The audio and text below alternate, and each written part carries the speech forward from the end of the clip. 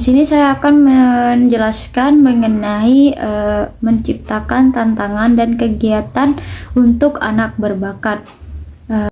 Anak gifted atau anak berbakat seringkali menjadi bagian minoritas dalam suatu kelompok teman sebaya.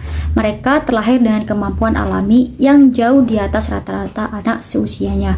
Oleh sebab itu, umumnya mereka kesulitan untuk bergaul sesuai dengan standar usianya. Saat hal tersebut terjadi, tidak jarang muncul masalah-masalah lain yang mengganggu keberfungsian anak gifted dalam kehidupan sehari-hari. Seperti halnya depresi, mereka mengalami kecemasan, atau masalah perilaku yang membangkang. Anak-anak berbakat memiliki karakteristik belajar yang berbeda dengan anak-anak normal. Mereka cenderung memiliki kelebihan yang menonjol dalam kosakata dan menggunakan secara luas, dan juga cari informasi mereka kaya atau informasi mereka lebih luas cakupannya, dan juga cepat dalam menguasai bahan pelajaran atau mereka gemar membaca, dan juga akan memiliki rasa ingin tahu yang besar. Nah, untuk itu dalam menciptakan tantangan anak berbakat, yang pertama kita memberikan pemanasan atau warming up. Warming up ini meliputi yang pertama yaitu pemanasan secara mental, yang kedua switch mental dari proses pemikiran reproduktif dan konvergen ke proses pemikiran divergen dan imajinatif. Nah, yang kedua yaitu kita memberikan sumbangan saran atau brainstorming. Nah, brainstorming ini meliputi tidak menentukan kritik, dan yang kedua yaitu kebebasan dalam memberikan gagasan, yang ketiga yaitu gagasan sebanyak mungkin, yang keempat itu kombinasi dan peningkatan gagasan.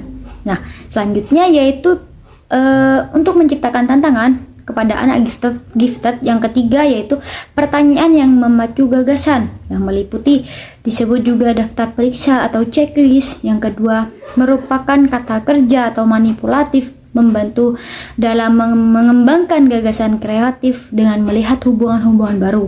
Akhir yaitu untuk menciptakan tantangan bagi anak berbakat yaitu sintetik.